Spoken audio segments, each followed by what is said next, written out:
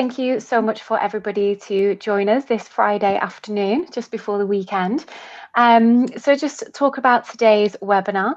So today we will be splitting our webinar across 4 different sections. So I'll be giving a brief introduction on the discussion topic, and then I'll be handing over to our 2 guest speakers who I will be introducing shortly. And then I'll be moving on to the Q&A session before closing this webinar. So to quickly introduce myself, I'm Hayley. I'm the Head of Customer Success here at PayFit. Really excited to be hosting this webinar today, especially as we're celebrating National Payroll Week. And we have a great opportunity to really shine a light on the impacts that HR and payroll teams have on the UK economy. However, firstly, for those who are maybe not quite familiar with PayFit, I'll just give you a quick introduction. So we are a payroll and HR software. We launched back in 2015, just in France. But if you fast forward to today, we're now present in 5 different countries, and we've helped over 5,000 small and medium-sized businesses automate their payroll and their HR processes. Across Europe, payroll as an industry hasn't really been that innovative, especially where payroll legislation can be quite complex.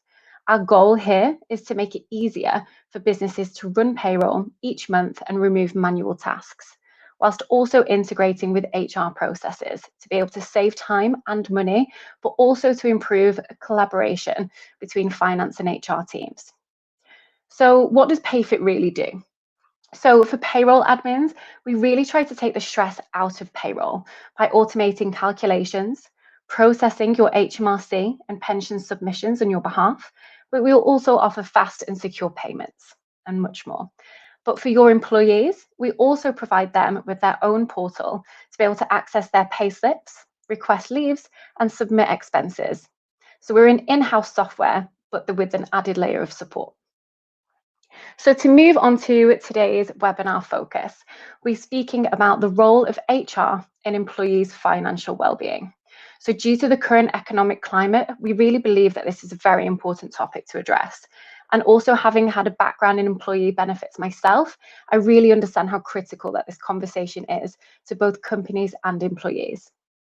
A study recently conducted by the FCA showed over 50% of UK adults are considered to be financially vulnerable, with over 3/4 suffering from money worries. Poor financial well-being can also have a huge impact on an employee's mental and physical health. But unfortunately, this can also have a knock-on effect to their productivity and performance within the workplace. In today's society, salary is important. However, in order to achieve a positive financial well-being, employees also need to be quite savvy in their approach towards lots of different aspects, such as benefits to protect them in case of emergencies, such as redundancy or illness, but also saving for the future and maybe paying off any outstanding debts they have. So the question that we're going to ask ourselves today is, who should have the responsibility for financial employee well-being? We found 2 key challenges that arise within this question, and that focuses on financial education and pensions. So today, to help with this discussion, we are thrilled to have with us Chieu Cao, co-founder of Perkbox and founder and CEO of Mintago, and Justine Rodriguez, senior payroll consultant at Smart Pensions. At the end of the webinar, we'll be holding a Q&A session with our guest speakers. So I'd really like to encourage you to submit your questions on the right-hand side of your screen. So firstly, we're going to hand over to Chieu, who will be discussing whether financial well-being has an impact on your organisation. So we'll just wait for Chieu to share his slides, and then he'll be able to kick off. Thanks, Hayley. Thank you very much. I will see if I can share my slides. Give me 1 second.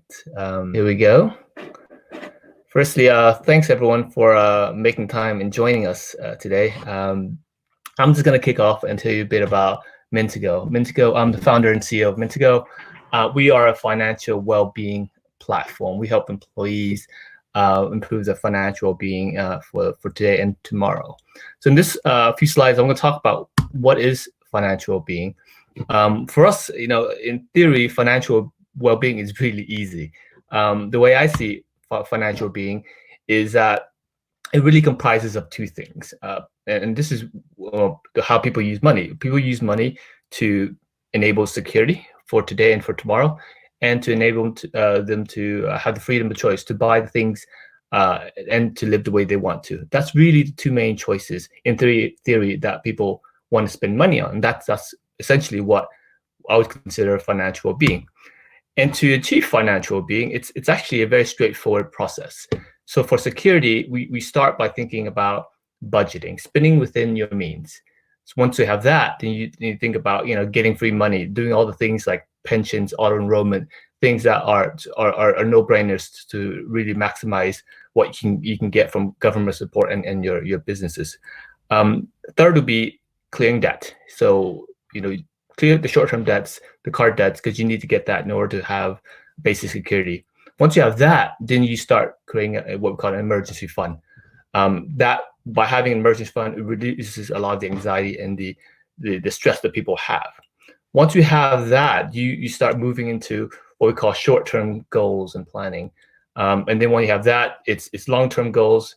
And once you have towards the end of that journey, it's what we call financial freedom, where you covered all the bases, you feel secure, and you have all your goals in place. And that's the theory in terms of financial being. But really, financial being in practice is really, really hard. Why is that? In theory, it sounds pretty straightforward. These are the steps you take, but in theory, it's hard. And we see this in the fact that 59% of people say that finance is a key driver of stress. 15,000 pounds of average household are in debt. Over 1 million people have less than 100 pounds in savings. In our research, we're saying that people need help figuring out how they would live in the future. The cost of predicting the future life is really difficult. 95% of millennials are underfunding the pensions. So in practice, these numbers are staggering. People are not prepared to manage their finances. And what's really strange is that at work, financial being is even harder. Reason being is that as an employer, no two employees are the same. So how do we actually help get every employee along that journey to where they are financially free? It's really difficult because no two employees are the same. And so that's really the problem that we see with the workplace and what employers are trying to tackle. It's like, what financial solution can we provide that works for everyone? And it's not an easy answer. So at Mintago, what we have is we use a platform that allows us to help employees at every stage of the way. So at first, we call this the Mintago method. We start by understanding the employees, what we call net wealth. Like, where do you have all your pockets of money, whether that's ISAs, pensions, credit cards, bank details. So we use open banking to aggregate everything. So we can actually show people, here's where all your money sits, and this is where it all kind of adds up.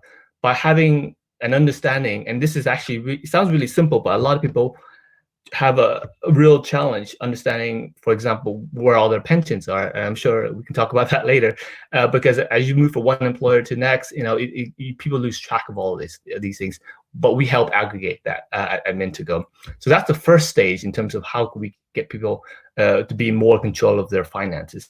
The second part is to plan. So we help people, encourage them to set their goals, and these goals are based on time, the amount they want to put towards these goals, and also how valuable these goals are. Is it driven by personal needs? What are the values that these people have, and you can set them against these goals. So planning is important. We help people plan in a much easier and straightforward way. And obviously, you can see in the graph that sort of spikes at the very end, and that's sort of when people expect to retire. So you need to have enough money to plan for the short term, but also for the long term when you want to retire. We make that all put that onto one interface. Also, education is just a key part of this, and that's part of what we would do as well. So not only do we have an app, we have a very big sort of database of educational material to support you and to help you with your planning. And lastly, we want you to help achieve the things you want to do. We look at our financial being as a carrot approach, where we encourage people to look at the positive side of planning and achieving the goals versus the stick where we're telling people to stop buying coffees or stop doing this. We believe that that's not necessarily the most effective way of getting people to change the behaviors. We want to show people that you can achieve your goals, that you can have a much better lives in the future. And through our notifications and through the education, we make people feel confident in that.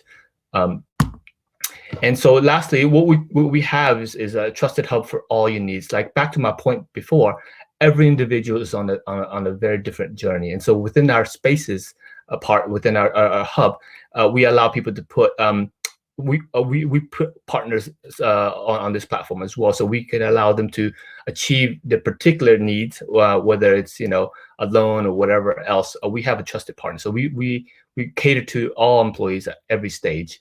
As a matter of fact, we value transparency and the fact that we're unbiased very much to a point where we actually share some of the referral fees with the employees as well. So we want to make sure that whatever we do is very unbiased and we're not swayed by any kind of partnership from a commercial perspective. And lastly, we within the hub, we can actually put all the other benefits that the employer has. So it's sort of it encompasses everything in one place. So that's why we think that financial being is very, very complex. But at Mintago, we try to keep it all together and hopefully serve the needs of all your employees. And that's Mintago in a nutshell. Thank you very much. I will hand this over to. Okay, thanks, Chieu. So let me. So what we'll do now is we're going to hand over to Justine, who's joined us from Smart Pensions, to be able to discuss employees' financial well-being and your pension scheme.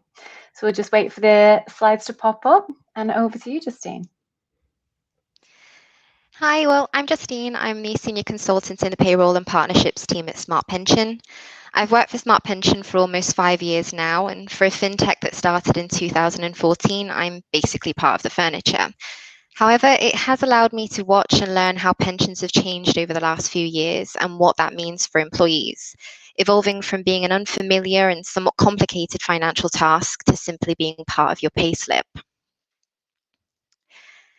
I think the best way to introduce Smart Pension is by highlighting our mission, which is to transform pension savings and financial well-being across all generations around the world. Smart was founded in 2014 by Andrew Evans and Will Wynn, bringing together their financial and technological expertise with the original aim of making pension auto-enrollment simple. Since then, Smart has become one of the fastest growing financial technology companies in the UK. Our streamlined pension technology platform brings employers and advisors simple and efficient, streamlined way in which to carry out their workplace pension and auto-enrollment duties, from our user experience to our integration with payroll partners like PayFit. Our team tests the latest features with real users, and we use what we learn to continually improve our platform and make our customer service lives simpler. It seems that it's important to note that we're a regulated business and we need to ensure we are compliant in all aspects. We approach and deliver everything we do at Smart Pension to meet the highest level of regulatory oversight. With our strategic partnerships in place, we're continuing to develop our products and services. Smart has expanded to become global in both its ambitions and its operations. We're still helping employers, scheme members, and intermediaries, but we're now working with an increasing number of the world's financial institutions at government level. Thinking and planning what retirement may look like for you is important, so it's good to get an overview of the different type of pensions that may be applicable to you. So let's start with the state pension. In November 2018, state pension age was 65 for men and women. This is gradually increasing and now depends on when you were born. Your state pension is based on your national insurance contributions. It is 35 years national contributions to receive a full state pension. To give you an idea, the new full state pension figure as of 2020-2021 is £175.20 per week. It's also key to note that the government has tried to cater for an increase in the cost of living with something called the triple lock. So the triple lock is a guarantee to increase the state pension every year by the higher of the inflation, average earnings, or a minimum of 2.5%. So basically it was introduced to stop pensioners' income decreasing by the increase in the cost of living. As state pension from the government was set up to ensure your basic needs are covered when you come to retirement, the introduction of workplace pensions allows individuals and their employers to contribute to a pension scheme providing a better standard of living in retirement. And there are a couple of types that you need to look at. The first one is a defined benefit pension, also referred in some cases as a final salary. This is where your retirement income would be based on a combination of your years of service and whether that pension was based on your salary at retirement or a career average earnings. They work out your accrual rates, which is a proportion of your earnings, and you get a pension income each year based on that. So the idea is your employer contributes to the scheme and is responsible for ensuring there's enough money at the time you retire to pay into your pension income. So this is guaranteed. Then you have defined contribution pension schemes, which are also known as money purchase schemes, and are based on the amount of pension contributions paid in to the scheme by your employee and the employer. And you also need to consider with these type of schemes how well the investment performs and the charges that are applicable. In this case, there is no guarantee to what the final pension will be. And lastly, you do have hybrid schemes, which are not as common as the standard defined benefit and defined contribution schemes.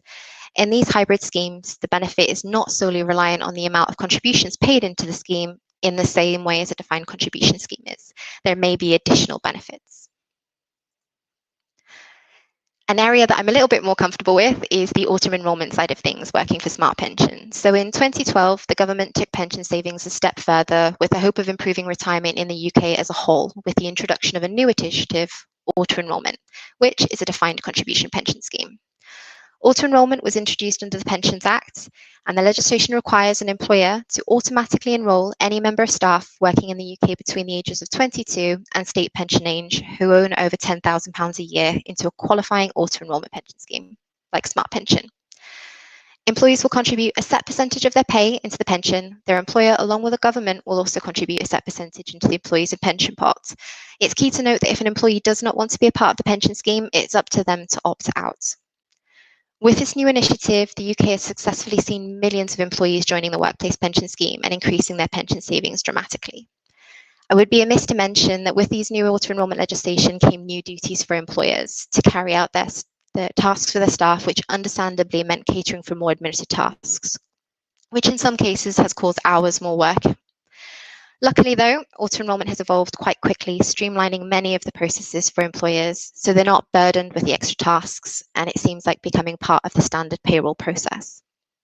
So it's key to note that if you employ at least one person in the UK, you are an employer for the purposes of auto-enrolment, and you have certain legal duties which are governed by the pensions regulator. As an employer, your auto-enrolment duties begin at your duty start date, which is the date you employ your first employee. Your duty start date is basically the driving force behind many auto-enrolment tasks to ensure your compliance. I briefly mentioned in the previous slide what requirements need to be met for employees to be automatically enrolled into a pension auto-enrolment scheme or assessed as eligible. However, all employees need to be assessed and receive communications to let them know what categories they fall into as per this slide. So employees can be eligible and go into the scheme automatically, non-eligible or entitled, where they can opt in or join the pension scheme, or they can have no auto-enrolment duties. So they fit outside that necessary barrier to go through the auto-enrolment process. It's also good to know how pension scheme is being deducted from your wages to give you an overview. Tax relief is seen as the government's contribution towards your pension scheme, and there are two methods in which this can be done. The first is relief at source. This is where your salary is taxed and then your pension contributions are calculated and deducted, which means that it's up to the pension provider to claim the tax back to top up your pension pots. Then there is net pay arrangement. This is where the pension contributions are deducted before tax is applied to your salary. In this way, the contributions are free from tax straight away, and that's where you get tax relief on the contributions themselves. Then there is also salary sacrifice. Now this is slightly different because it's agreement between the employer and the employee, whereby the employee is agreeing to reduce part of their salary in the form of a benefit, i.e. a pension. It's key to note this cannot be done if it would mean the employee would be earning less than national minimum wage. The pension contributions in this instance are deducted before tax and national insurance are applied. With all this in mind, Smart Pension has developed our Smart Pension Employee app to make pension savings as simple and understandable as possible, ensuring that all employees aren't lost in technical jargon, and just to make sure that they need any help and support, we have a first-class customer service team available on telephone, email, and via our online chat facility to answer any questions employees may have. At Smart, all employees and members have secure access to their own employee accounts where they can manage their pension, from increasing their contribution percentages, where we let the employer know of the change, right the way through to managing their funds and they're investing in. As a member, they can check their contribution totals in real time as the employers provide them to us and receive daily valuations. So it really gives them a beautiful overview of what their pension savings looks like at the minute. I think for me, the most important takeaways are: educate yourself, and to be super cheesy, knowledge is definitely power when it comes to pension and financial well-being. Don't be afraid to ask as many questions as you need, as that's what we are here for in the industry. And if you need any advice, seek it from a suitable professional so you know exactly what your options are available to you and the most you can get out of your retirement.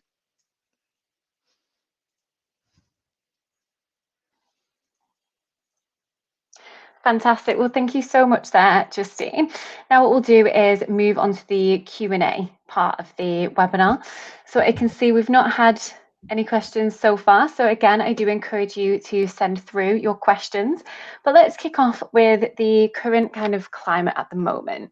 Obviously, we know what's happening with COVID-19, everything that we see on the news. Do you feel like the situation that we're currently in has opened up these conversations that we have with employees, and maybe making the conversation of financial well-being or even pensions a little bit less taboo than what it may have been a few years ago?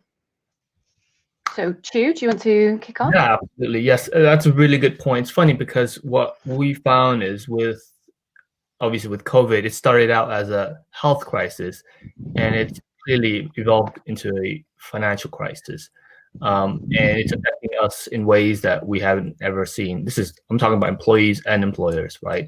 So, for us, it's almost a cultural impact, because culturally in the past, financial being, talking about money has always been seen as a very personal problem. You don't talk about it at work. It's something that you manage at home. It's similar to what you see with mental well-being. Like, look 4 or 5 years back, mental well-being, if you can't see someone, who's physically ill, it's not a problem. You don't talk about it. So that has shifted as well. So I think we're seeing the same kind of trends happening within financial well-being, where money worries is impacting staff morale, engagement. They're not present. They're stressed out. So naturally, as a good employer, you'd say, okay, well, why shouldn't I extend my responsibility into this area and talk to my staff about how they're feeling about money, whether their spouses are unemployed and so they're struggling, right? So what's the cause of all this anxiety? Why are they asking for a raise, or what is it that drives them to do what they do or not doing well? So now it's becoming more commonplace and more acceptable to talk about how is your money management ability or your financial situation affecting your mental state and how you're contributing to the workplace. So yes, absolutely, it's very much interrelated, and also more common now to talk about it. And Justine, how do you feel in regards to obviously pension conversations? I think again, a few years ago, nobody really spoke about pensions, and as you've just mentioned, knowledge is power, especially when it comes to pensions. So do you feel that maybe over the past few years, or even in the past few months, the conversations have really started to open up about pensions, or is it still a little bit traditional? I think with the auto-enrollment side of things coming to life more, and all employers having a duty to enroll their employees into a pension scheme, it's definitely become more prevalent. I think pension-related queries in general have increased, as it's simply just now part of the norm. And members need to know about their contributions and their retirement options. Many of them are reassessing what they think they might need to contribute to a pension scheme to cater for the lifestyle that they would like at retirement. So I think it's a very big question now, and more people are getting educated, more advice is readily available. And I mean, as I said, employers have to do it now, so it's a conversation that's open to all employees that they need to know about, and it's a wonderful thing, because as I said, it's definitely knowledge and what you do with it and put it into practice, especially if you want a good retirement coming to you. Yeah, of course. And I suppose with pensions, as mentioned, it's probably a little bit too later on in life where a lot of people were actually educated, which therefore may have caused them a little bit more stress further down the line. So it's great to I see think that. I think most definitely. And then the nicest thing is people are realizing that it's a lifestyle choice. You know, pensions is just a savings account that you get to draw on later. I think someone referred to it as a reverse mortgage, like you're putting everything in place to spend a little bit later on. And I think that's a nice way to look at it. It's helping you make yourself more comfortable and stable in your later years. Fab, I like that. I might steal that description. But we've got a couple of questions come in, so I'll just have a look here. So we have our first one with so many companies choosing to freeze salaries, I suppose it's quite topical as well, in the current climate, have you seen an increase in companies looking to provide financial advice to their employees? So we'll go back. Chieu, yeah? Yeah, absolutely. They're actually, it's not just freezing salaries. I've been in conversation where companies have had to let go of people, and part of the severance package is around helping them manage their finances. So that's a really interesting conversation as well. It's a sensible thing to do, right? So as an employer, it almost feels more common sense now. It's like if you can't support them with proper employment or what have you, or increasing their salary, give them something to help them stretch their salaries, right? So that's one side of it. So and actually making sure that they're properly financially educated, have the tools to really manage their goals and their dreams and all the things that we talked about. It's something that financial being is a well-being offering. So I think that's the key word here. It's like, how do you keep people happy and engaged and healthy, right?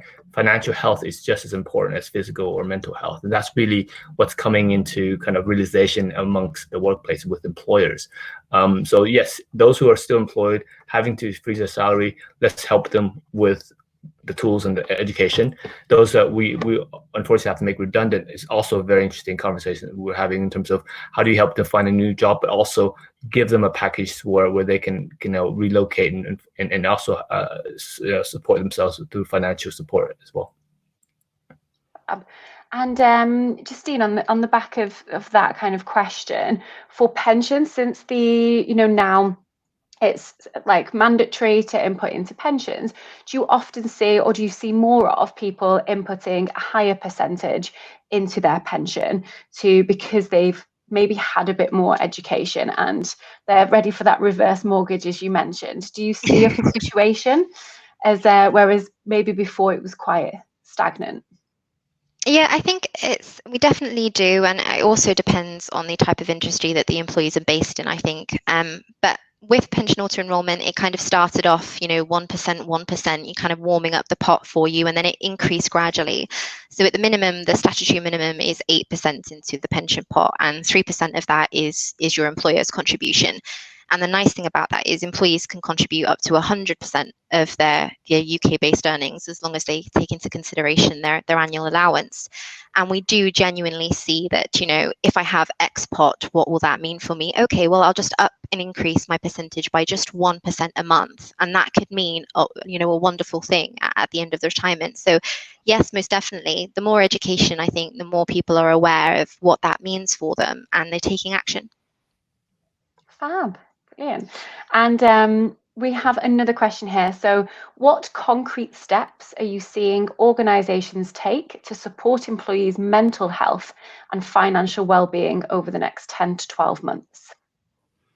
Sure. Yeah, I can take that. I think the foundation of any kind of well-being solution is communication. And employers that are proactive are reaching out to their staff and asking them through surveys, through one-to-one conversations, what's bothering you, what are your key concerns, what's not, what's holding you back from being your best self at work. They'll do that through surveys, and I highly recommend that. So we also have a financial health assessment survey that we offer for free to our prospects and clients to really understand what is going on. And be very open about that. I think the other thing that great employers talk about is creating this environment of psychological safety, right, where employees can voice their fears and concerns without any anxiety. I think that's the key thing, right? Because these things are quite personal. You're talking about mental health and financial health, and it's it's a shift in views and cultural views as well. And I think some cultures and some companies are a lot more progressive about that than others, and I've seen that across the board. And I really, it requires great management to recognize that and overcome these kinds of hurdles. And in a way, to really support this, it requires a management upgrade. So if you have managers that are not, trained to deal with these things or empathetic enough, then that's a challenge. You can't deploy these programs without direct involvement of management from the very beginning all the way through. It's not a solution you just kind of hand over to your employees and let them kind of fend for themselves. It is a solution that brings together management and the employees, and that's really how these things work. And the successful companies recognize that it's a way to, it's almost a great well-being programs is a way to bring the company together and build on a stronger culture. Oh. And Justine, from a pensions perspective, as Chieu mentioned, there's a lot of innovative ways of introducing financial well-being to employees and really getting that thought process much more progressive. From a pension perspective, do you also have maybe techniques or ideas of ways that people can see pensions as less traditional and more of something that they should take a bit more seriously or educate themselves in? Is there different ways that definitely. smart pensions have moved forward with that? Definitely. I think, as you said, it's making something like the Smart Pension Employee app readily available, and so many people are used to seeing a banking app and being able to do things at a touch of a button. It works the same way with a Smart Pension Employee app, but making pensions more accessible to them. It makes it less scary. Everybody's used to being on their phones, so why not put pensions in an app, something technological that they're used to, actioning.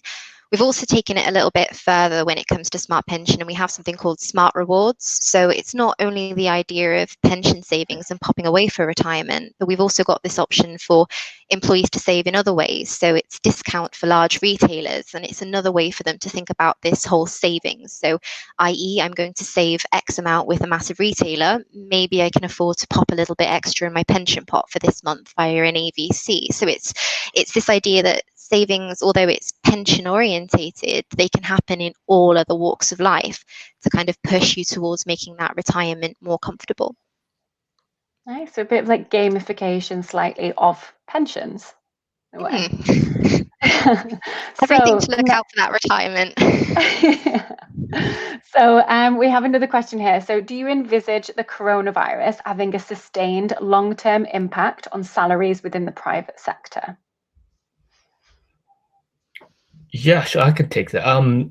It's hard to say. Obviously, what we're seeing. So we service business across multiple sectors, and depending on the right, well, if you're in these sectors that are directly related, like travel and hospitality, we've seen detrimental effects of COVID. But for other businesses and other sectors, they're actually thriving. So really, it's hard to tell at the moment. What is even more concerning is if the whole economy goes down over time over the next 6 months, then yeah, it will bring down a lot more businesses. But I think generally speaking, it's we're sort of in uncharted territory right now. I don't want to predict, but ultimately, it's going to be hard. And I think salaries and reduction in salaries, it really just emphasizes the need to be financially healthier and financially more kind of astute and more control of what you have. I think we've had an amazing kind of growth economy for the last 10 years, which is like one of the longest stretches of positive economic growth. That people forget how it feels to be in a recession, right? So I think this is really new for a lot of people, and I think that's really the challenge. Like, how do we remind people that let's enforce positive financial habits, such as managing your pensions and financially educate yourself and make the right decisions. It's a very interesting time right now. Yeah, agreed. I'm just going to jump to the next question as we've got a couple more coming through. So we have a question, it's a bit two parts, but generally speaking, do you find that payroll professionals understand the concept of salary sacrifice, but don't really understand the positive benefit to the employer or the employee? And then the second half is, will the Mintago platform also serve to educate the employer? So I don't know whether... I don't mind taking the first bit if you want to. Yeah. I think generally, I think payroll professionals are really good when it comes to the concept of salary sacrifice. It's one of those things that as an industry, you need to get right. It is a legal agreement between the employee and the employer, and they need to be made aware of that. Understanding the benefits, it's easy enough to see in the pay slips as well. As I mentioned in this slide, it's because the national insurance contributions are deducted before and before tax and before national insurance. You know, you're getting that savings there because of those two things being discredited. So it really is, I would say, if they are unsure, definitely seek more financial advice. There are many open forums available where there are discussions on educating you on what salary sacrifice means, especially as an employer as well. Have a look on Money Advice or any of the other free sites, and it gives you literally a step-by-step list of everything that you need if salary sacrifice is an option that you want to take for your employees. And obviously they need to agree to it as well. Great. Yeah, I'll take the second one. So the short answer is yes. When at Mintago, we have a great financial education platform, and we have other partners as well that we work very closely with. So it is a core proposition. You know, Mintago is all about having you enabling you to control your finances, but also working very closely with the employer to understand what are the steps and challenges that your employees faced, and we work with you from the very get-go in terms of onboarding. We'll have a dedicated staff to kind of educate and teach you, provide documentation, whatever you need, really. You know, we see ourselves as a partner. I think financial well-being is in the way that we define it is new, right? So historically, it's been very led by point solutions, where it's very specific products that go out in the market, and employers kind of purchase that product. So at Mintago, we see these products as partners, and so we want to be able to come in and look at the whole situation and be very employer-centric and employee-centric, and look at financial well-being holistically. And so that means, yes, educating the employer on all the things that are needed to ensure that they and their employees are successful in this program. And that may mean we will also relate them or connect them to, you know, partners along the way. Fantastic. And then, Justine, we've got a couple of questions here for you. So we have, what should I look out for when choosing a pension scheme for my employees? Cool, that's definitely one for me. Well, I think there are various things that need to be looked into when choosing a pension provider, and it's not only the charges and costs to the employees, although that, you know, is really important. The things to look out for instance, is what is the default fund available in the pension scheme? You know, what type of funds and investments are available to your employees? Are they diverse enough? How do the environmental and social governance funds rate? And I think one of the most important things is the pension provider user-friendly for its members. You need to bear in mind that although it may be a workplace pension, the employees will have pension pots with a provider even when they aren't working for the employer anymore. So it's always great to consider what that may mean for them in the long term when it comes to managing their scheme and their retirement. Then there are other considerations for you as the employer. I mean, does the pension integrate with your payroll software? If I choose X provider, what will that mean for me day to day with regard to my administrative tasks? It's always key, as you all know, that the pension is now just seen as an extension of the payroll. So I think it's always a great place to start. And I know I've reiterated it, but don't be afraid to ask as many questions as possible. You need to feel comfortable with your choice in pension provider as well. So if you're unsure, just ask questions. That's what we're all here for. And then it's a good job we've got another question for you then, Justine. So how do I find out what pensions I have? So I think that would be somebody maybe 30 years into their employment, they've moved around a lot. How do they actually look back and see what they have in that pot? Well, the Department of Workplace Pensions actually introduced what they call the pension tracing service, which allows you to trace all your pensions. So all you need to do is enter your former employer details into the online database, and then you're provided with contact details for the pension schemes that you might have paid into. So it's all right there, easily for you to just contact and make sure that you know, if you have got a pension, that it's there. Fantastic. Well, I think that's all of the questions that we have, and I know that we're coming to the end. So I'd just like to thank both of you as well for contributing to our discussion today. As we've kind of learnt throughout, so there's obviously a lot of financial education available in Mintago, and also a lot of information for smart pensions as well, both on apps. And obviously, due to the current climate, it is very topical. So thank you so much. And thank you everyone who contributed any of those questions. If there are any, please get in touch if you didn't get a chance to ask them today. We'll always answer them offline for you. As National Payroll Week is coming to an end, it has been great. So please have a look on PayFit UK LinkedIn and see all of our information on there. But just to let you know that we do have some really great offers on at the moment. So if you are a Mintago or Smart Pension customer and you sign up for PayFit, you do get your first 3 months for free. And also next week, to celebrate National Pension Week, auto enrolment to Smart Pension Scheme with PayFit will be seamless to manage. So we're very excited for that. And please look out for a bit of information that we'll be sending through.